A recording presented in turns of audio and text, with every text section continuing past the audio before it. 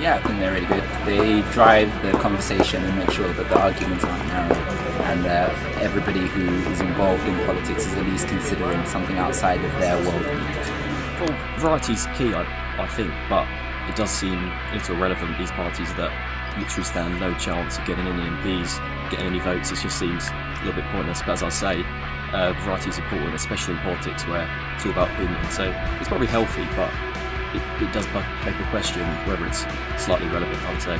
I don't think fringe parties are very good for the political process, no, because let's have a look at what a fringe party is. What they're trying to do is affect the political agenda and what's discussed and the votes in the Commons and things. They're more effective at doing that, pressure groups and organisations outside of politics from within it. Instead of relying on votes, they should be relying on support and people coming together to make change. Fringe parties add colour to the dry political landscape, and they also bring up questions and raise issues that wouldn't be raised unless the fringe parties existed. I think if you've got a fringe party in, say, one particular constituency, they're quite good.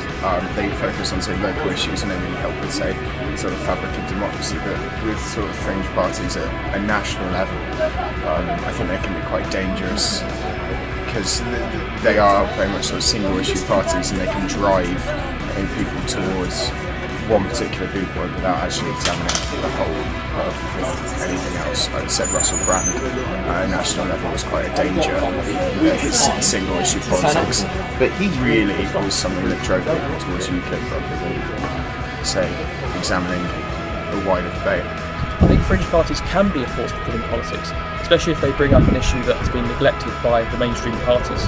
However, when I'm voting, I tend to look for a party that I think could form a government or at least have some MPs elected. And I think you have to realise that to be part of a political party or to support a political party, you don't necessarily have to agree with the party on every issue, but you pick a party that is broadly relevant to your interests.